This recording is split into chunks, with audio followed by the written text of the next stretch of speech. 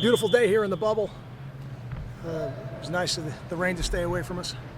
I thought we had a good practice today. I'm really pleased with the energy, the focus. I thought the execution level was better, and now we've got a little something for the players. That is a little bit of a tradition here. We're going to take the team to a pool and relax this afternoon before we really start the official game planning of Fresno. Same one, South Plainfield? No, we actually go Greenbrook. Okay. Yeah, Greenbrook pool. We've used both in the past. How much of, when you set down your camp goals at the start, how much did you accomplish? This is the last day of camp. I feel like we've accomplished them all, and I don't mean to say that I think we're where we need to be to play the game, because we still haven't put the game plan in.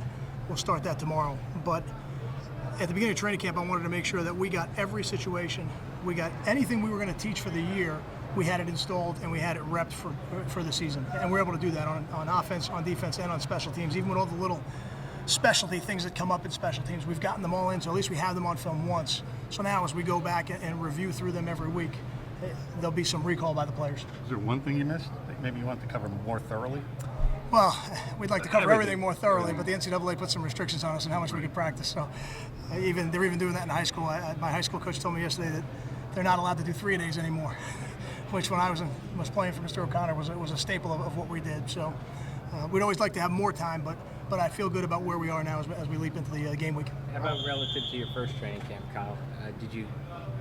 For the team, was it different?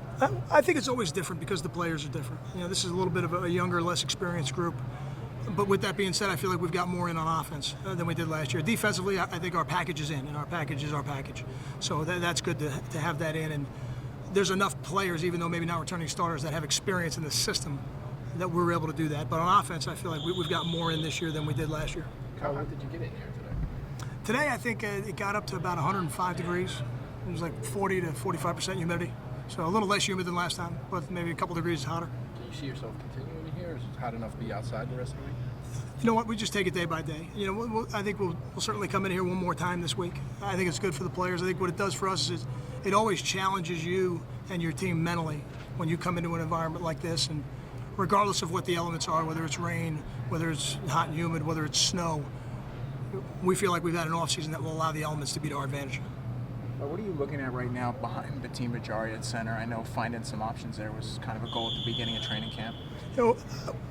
I feel good that Dallas is going to be back with us, and Brian Leone still getting comfortable there, but actually has done a little bit better than maybe I would have expected, considering he hadn't had any reps at center prior to that in training camp. And Marquise has trained there in the past. Andre Civil has actually trained there in the past, although that's going back maybe about a year and a half to when we did that with him a little bit. Nelson? Yeah, Derek Nelson certainly has trained there in the past as well.